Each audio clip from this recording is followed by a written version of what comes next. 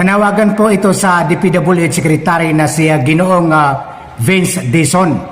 Paki-double check po ang Ilocos Norte, Apayao Road. Baka sakaling matutunan nyo, ma-double check. Huwag po nakatutok lang sa Davao.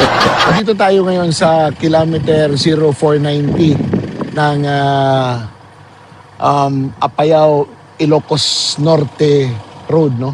Ilocos Norte Apayao Road rather.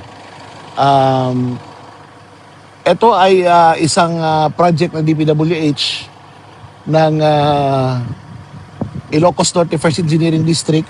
Ang kontraktor ito ay Sedec Builders. Road widening ito. Ang kanyang project number is 25 Alpha 0012. Network Development Program, Road Widening, Tertiary Roads, Ilocos Norte, Apayao Road. Kilometer 0490 plus 00 to kilometer 490 plus 653. So paabante siya doon. Kita natin dito ay eto na ang makikita natin. Binutas-butas na daan hanggang doon sa dulo. Wala kayong makikita na kahit na anong improvement dito sa kalsadang ito. Gago! So this is supposed to be 653 meters. Pero yung kahabaan nito, wala kayong makikita na kahit na anong road widening paliban sa sinirang shoulder, walang ginawang shoulder at hanggang sa dulo, wala kang makitang improvement.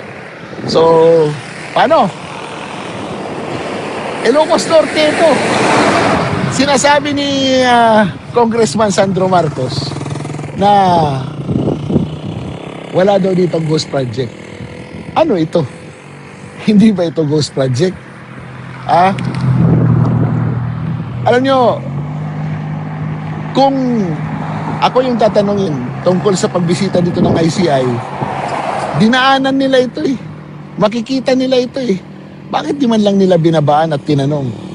Di ba? Secretary Vince Dizon. Oh, ano na? Di ba?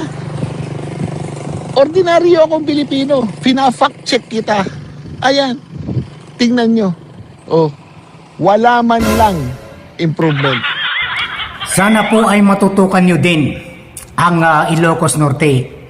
Huwag po papadala sa mga aligasyon na nasa Davao ang korupsyon. Nakikita niyo po sa mga content creator dyan sa Ilocos Norte ay kagalang-galang na Ginoong Vince Dizon. Sana po ay ma-double check niyo.